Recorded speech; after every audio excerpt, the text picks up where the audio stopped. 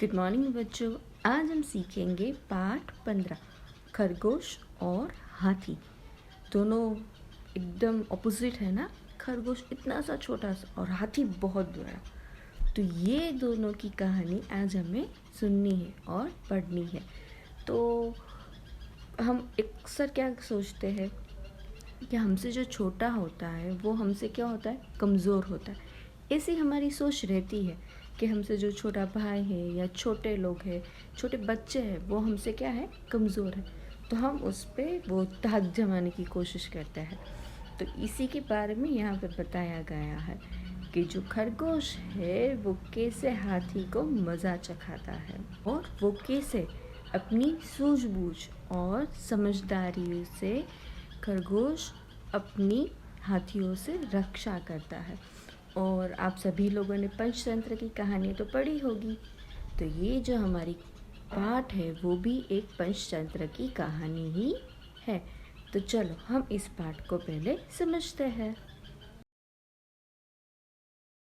इकाई 15 खरगोश और हाथी।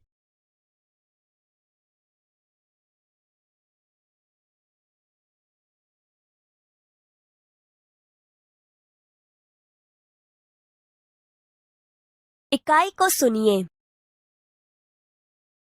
खरगोश एक छोटा सा जानवर है और हाथी बहुत बड़ा। इस कहानी में खरगोश किस प्रकार अपनी समझदारी से हाथियों से अपनी रक्षा करते हैं, इसका वर्णन है। यह कहानी पंचतंत्र से ली गई है। एक जंगल में एक सरोवर था। सरोवर के किनारे गिली जमीन थी। वहां बहुत से खरगोश रहते थे। खरगोशों के बिल जमीन के अंदर थे।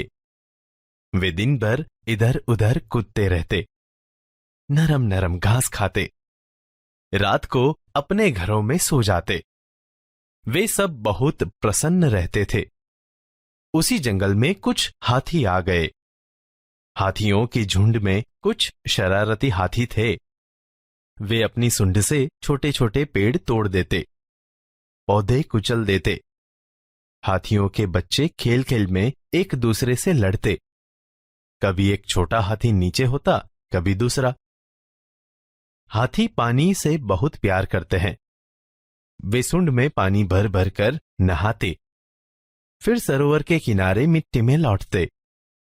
नरम जमीन उनके भार से दब जाती। साथ ही कई खरगोश परिवार भी दब जाते। इससे खरगोश बहुत दुखी थे। खरगोशों के सरदार ने एक उपाय सोचा। कुछ चुने हुए खरगोशों के साथ वह हाथियों के सरदार के पास गया। कुछ दूरी पर बैठ खरगोशों के सरदार ने अपने अगले पांव उठाए। उसने उन्हें हाथ जोड़ नमस्कार किया। हाथी ने सूंड उठाकर नमस्कार का उत्तर दिया। खरगोश सरदार बोला, हम चांद के भांजे हैं। चांद में आप हमारे भाई बंधुओं को देख सकते हैं। हमारे कुछ भाई धरती पर रहने आए हैं। मामा रोज सरोवर में आते हैं हमसे मिलने। वे आपसे नाराज है। हाथी बोला, क्या, क्यों नाराज है? हमने क्या किया है? खरगोश बोला, सरोवर के समीप नरम मिट्टी में सुराख कर हमने अपने घर बनाए हैं। आपके आने से सुराख दब गए, जिससे चंदा मामा के बहुत से भांजे दब गए। इसीलिए वे आपसे बहुत नाराज है। खरगोश आगे बोला, वे रात को सरोवर में आएंगे और उन्हें यह देखकर अच्छा नहीं लगेगा। रात हुई, पूर्णमासी का चांद निकला। हवा तेज थी।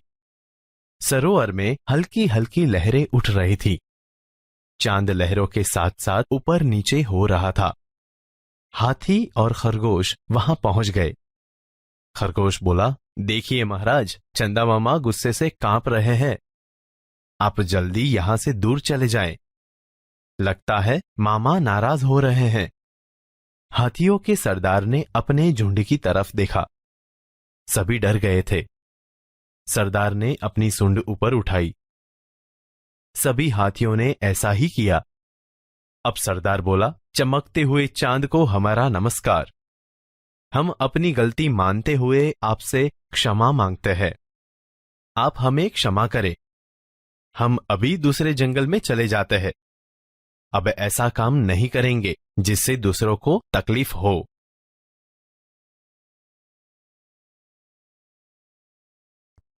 एक जंगल में एक सरोवर था। सरोवर के किनारे गीली जमीन थी। वहां बहुत से खरगोश रहते थे। खरगोशों के बिल जमीन के अंदर थे। वे दिन भर इधर उधर कूदते रहते, नरम नरम घास खाते, रात को अपने घरों में सो जाते। वे सब बहुत प्रसन्न रहते थे। उसी जंगल में कुछ हाथी आ गए। हाथियों के झुंड में कुछ शरारती हाथी थे। वे अपनी सूंड से छोटे छोटे पेड़ तोड़ देते, पौधे कुचल देते। हाथियों के बच्चे खेल खेल में एक दूसरे से लड़ते। कभी एक छोटा हाथी नीचे होता, कभी दूसरा। हाथी पानी से बहुत प्यार करते हैं। वे सूंड में पानी भर भर कर नहाते, फिर सरोवर के किनारे मिट्टी में लौटते। नरम जमीन उनके भार से दब जाती। साथ ही कई खरगोश परिवार भी दब जाते। इससे खरगोश बहुत दुखी थे। खरगोशों के सरदार ने एक उपाय सोचा। कुछ चुने हुए खरगोशों के साथ वह हाथियों के सरदार के पास गया। कुछ दूरी पर बैठ खरगोशों के सरदार ने अपने अगले पांव उठाए। उसने उन्हें हाथ जोड़कर नमस्कार किया। हाथी ने सूंड उठाकर नमस्कार का उत्तर दिया। हम चांद के भांजे हैं। चांद में आप हमारे भाई बंधुओं को देख सकते हैं। हमारे कुछ भाई धरती पर रहने आए हैं। मामा रोज सरोवर में आते हैं हमसे मिलने। वे आपसे नाराज है। क्या? क्यों नाराज है? हमने क्या किया है? सरोवर के समीप नरम मिट्टी में सुराख कर हमने अपने घर बनाए हैं। आपके आने से सुराख दब गए, जिससे चंदा मामा के बहुत से भांजे दब गए। इसीलिए वे आपसे बहुत नाराज हैं। वे रात को सरोवर में आएंगे और उन्हें यह देखकर अच्छा नहीं लगेगा। रात हुई। पूर्णमासी का चांद निकला। हवा तेज थी। सरोवर में हल्की हल्की लहरें उठ रही थीं।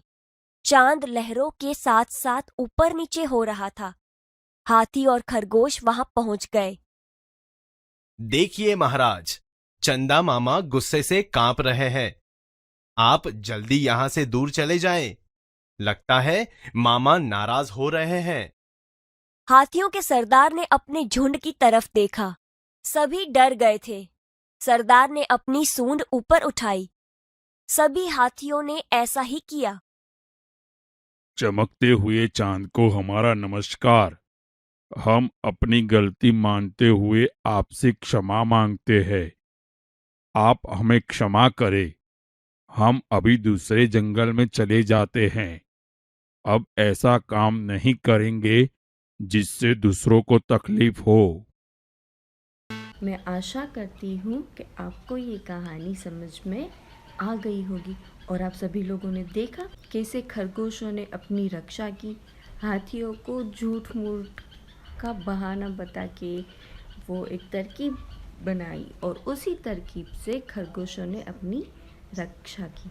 तो हमें भी ऐसे ही हमारी सूझबूझ का उपयोग करना चाहिए।